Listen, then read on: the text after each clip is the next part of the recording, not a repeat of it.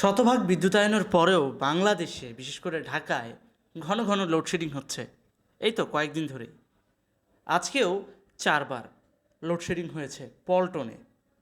যদিও এটা বাণিজ্যিক এরিয়া, এখানে যদি 4বার হয় তাহলে বুঝতেই পারছেন আবাসিক এলাকাগুলোর অবস্থা কী। ঢাকা শহরে হঠাৎ করে এই লোডশেডিংয়ের পেছনে কারণটা কী? কারণ একটাই, সেটা হচ্ছে বিদ্যুৎ উৎপাদন ঘাটতি।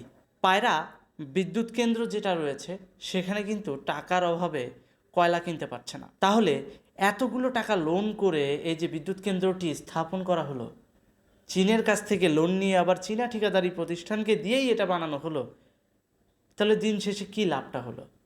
বিদ্যুৎ ঘাটতি তো হচ্ছে। আর শতভাগ বিদ্যুতায়নের পরেও কেন সাধারণ মানুষ সরকারকে দোষারোপ করে বা স্যাটিসফ্যাকশনের জায়গায় আসতে পারে নাই, কেন এই জিনিসটা বুঝতে পেরেছেন তো?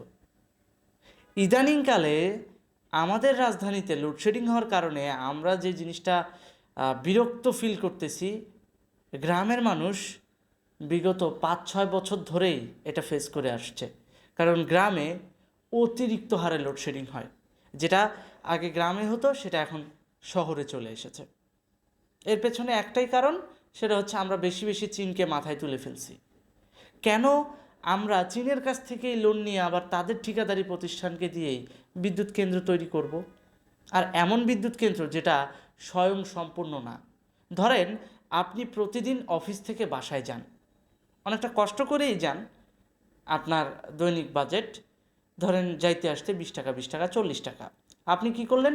লোন করে একটা বাইক কেনার চিন্তা করলেন, এবং যে বেচারা আপনাকে লোনের উপরে বাইকটা দেবে সে শর্ত জুড়ে দিল, ঠিক আছে তুমি চালাবা, ভালো কথা, সমস্যা নাই, কিন্তু তুমি নিজেও চালাও, তোমার যতদিন পর্যন্ত এই বাইকের কস্টিংটা তুমি শোধ করতে না পারতেছো ততদিন পর্যন্ত ভাড়া বাবদ তুমি আমাকে টাকা দিবা।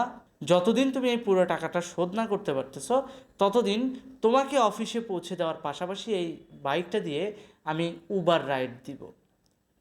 তো আপনি তো খুশি, নিয়ে নিলেন, যে আমার তো দৈনিক ভাড়া দেওয়াই লাগে, তো ভাড়ার টাকা দিয়েই আমি না হয় একটা বাইকের মালিকই হয়ে গেলাম।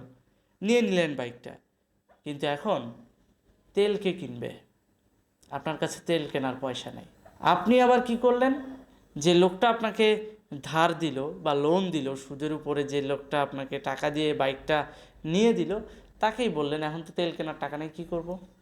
কারণ 20 টাকায় তো তেল হয় না, আপনার যাতায়াত 20-20 40 টাকা লাগতো, 40 টাকায় তো তেল দিবে না, তেল কিনতে মিনিমাম 150 টাকা লাগবে। তো ওই লোক অফার করলো কি, আচ্ছা ঠিক আছে, আমি যখন উবার চালাবো তখন আমার তেল আমি দেবো, কিন্তু তোমারটা তুমি কিছু কষ্ট কষ্ট করে হলেও তেলের টাকা জোগাড় করো। একদিন তেল তুললে তো তোমার 3-4 দিন 5 দিন চলে যাবে। ঠিক আছে, পকেটে যা আছে সেটা দিয়েই আপনি তেল তোলা শুরু করলেন। কি হলো? আপনি যতক্ষণ তেল তুলছেন সেটা আপনি ইউজ করলেন, কত গেল কত থাকলো এটার একটা হিসাব আপনি রাখছেন, কিন্তু একটা পর্যায়ে এসে দেখা গেল কি, এই যে কিস্তি এবং তেলের টাকা দুটোই একসাথে টানার ফলে একটা পর্যায়ে এসে আপনি হাঁপিয়ে উঠলেন যে আমি এটা টানতে পারতেছি না। কারণ আমার যে খরচটা এখানে যাচ্ছে সেই খরচটা আমার মাসিক যে চলার খরচ সেখান থেকে নিয়ে এসেও ভর্তুকি দিয়ে আমি সেটা কাভার করতে পারতেছি না, কারণ আমার আয় কম। বাংলাদেশের ক্ষেত্রেও ঠিক সেটাই হয়েছে। বাংলাদেশের সোর্স অফ ইনকাম বলতে রেমিটেন্স আর রপ্তানি আয়, এইটার উপর ভিত্তি করেই হচ্ছে ডলারগুলো আসে। এই ডলারগুলো দিয়ে কয়লা কিনতে হয়।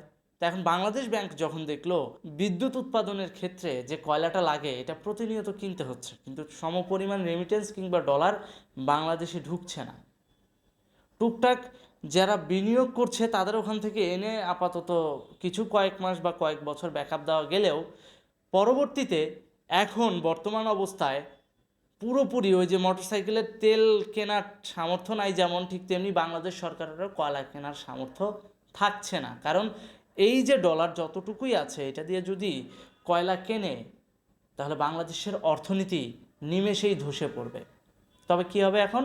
তাহলে ওই যেটুকু স্টক আছে সেটুকু দিয়েই আমাদের চালাতে হবে, সেটাই চালাচ্ছে। আর এ কারণেই ঢাকা শহরে বিদ্যুৎ সাপ্লাই অনেকটা বিঘ্নিত হচ্ছে, কারণ উৎপাদন কমে গেলে সাপ্লাই তো বিঘ্নিত হবে। তাহলে দিন শেষে লাভটা কী হলো? 2 দিন পর এই বিদ্যুৎ কেন্দ্রগুলো ভুতুড়ে অবস্থায় পড়ে থাকবে, অথবা এখানে আবার অথবা আছে, ওই যে সুদে বাইক কিনে দিছিল মনে আছে, ঠিক তেমনি এই যে সুদের টাকা যার কাছ থেকে নিয়ে আমরা বিদ্যুৎ কেন্দ্র করছি তাদেরকে হয় 100 বছরের জন্য দিয়ে দিতে হবে, ওই শ্রীলঙ্কার হাম্বান টোটোর মতো। অপশন 2টা, হয় তুমি টাকা পরিশোধ করো, তোমার চাহিদা মিটাও, আদারওয়াইজ তুমি আমাকে দিয়ে দাও 100 বছরের জন্য। এখন বর্তমানে যে পরিমাণ লোডশেডিং হচ্ছে, কয়লা সংকট বারবার নিউজে আসতেছে যে কয়লা সংকটের কারণে পায়রা বিদ্যুৎ বন্ধ হয়ে যেতে পারে। কেন রে ভাই? আমাদের চীনের কাছ থেকে লোন নিয়ে এই বিদ্যুৎ কেন্দ্র কেন করতে হবে? আমাদের দরকারটা কি? আমাদের দরকার তো বিদ্যুৎ, তাই তো? কেন আমরা টারবাইন লাগাচ্ছি না? আমাদের অনেক নদী রয়েছে, পানির স্রোত রয়েছে, কেন আমরা টারবাইন ভিত্তিক বিদ্যুৎ ব্যবস্থাটা প্রণয়ন করছি না? কেন? আমাদের দেশে যথেষ্ট আর্দ্রতা সম্পন্ন বাতাস রয়েছে, কেন আমরা বাতাস থেকে বিদ্যুৎ উৎপাদন করছি না? আমাদের দেশে যথেষ্ট পরিমাণ তাপ রয়েছে, কেন আমরা তাপ থেকে বিদ্যুৎ উৎপাদন করছি না? যেটা যেটা সোলারের মাধ্যমে হয়, আলোর মাধ্যমে যেটা হচ্ছে, সূর্যের আলো বা সূর্যের তাপ থেকে যেই বিদ্যুৎটা উৎপাদন হচ্ছে, কেন আমরা সেটা করছি না? কেন আমাদের কয়লা ভিত্তিক, মানে আমাদের লোন করে বিদ্যুৎ কেন্দ্র করতে হবে, আবার সেখানে আবার ওই বিদ্যুৎ কেন্দ্র পরিচালনা করার জন্য যে টাকাটা দরকার, যে জ্বালানিগুলো দরকার, যে কাঁচামালগুলো দরকার, সেগুলো আমদানি করতেও আমাদের ডলার ব্যয় করতে হচ্ছে। তাহলে কেন? ডলার তো আমাদের দেশের না, আমাদের দেশের তো টাকা। তাহলে আমরা কেন ওইটার দিকে ধাবিত হব? আমরা কেন জীবাশ্ম জ্বালানির ক্ষেত্রে সচেতন হচ্ছি না? প্রত্যেকটা পরিবার যদি টারবাইন সিস্টেম বিদ্যুৎ ব্যবস্থাপনায় কনভার্ট হয়, তাহলে তো আলাদা করে সরকারের সাপ্লাইয়ের বিদ্যুতের প্রয়োজন পড়ে না। প্রতিটি পরিবার হল্যান্ডের মতো স্বয়ংসম্পূর্ণ হতে পারে। আপনারা হল্যান্ডকে উদাহরণ হিসেবে নিতে পারেন। এক্ষেত্রে প্রতিটি পরিবার তাদের নিজস্ব উৎপাদিত বিদ্যুৎ ব্যবহার করে। তাহলে আমাদের দেশে কি সম্ভব না? অবশ্যই সম্ভব। আমাদের প্রত্যেকটি পরিবারের প্রত্যেকটি বিল্ডিংয়ের ছাদগুলো ফাঁকা পড়ে আছে, কেন আমরা সেগুলোতে টারবাইন সিস্টেম বিদ্যুৎ ব্যবস্থা নিয়ে আসছি না, যেটা বাতাসের মাধ্যমে ওই মোটরটা ঘুরবে, টারবাইনটা ঘুরবে আর বিদ্যুৎ উৎপাদন হবে? বিশেষ করে দেখবেন উন্নত বিশ্বে নদীর পাড়ে, সমুদ্রের পাড়ে এই লম্বা টারবাইন সিস্টেম বিদ্যুৎ ব্যবস্থা তৈরি করে রেখেছে বা এই বিদ্যুৎ ব্যবস্থাটা চালু করে রেখেছে। তা আমরা কেন বাংলাদেশে সেটা প্রাইভেট পর্যায়ে উন্মুক্ত করে দিচ্ছি না? সব কিছুই তো প্রাইভেট পর্যায়ে উন্মুক্ত করে দিলেন, এটা কেন আমরা দিচ্ছি না? তাহলে তো আমাদের লোডশেডিংয়ের জাতাকলে পড়ে থাকতে হচ্ছে না। ভালো থাকুন, সুস্থ থাকুন।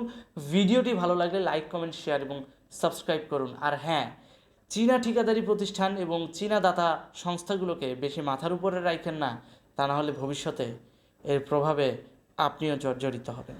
ধন্যবাদ।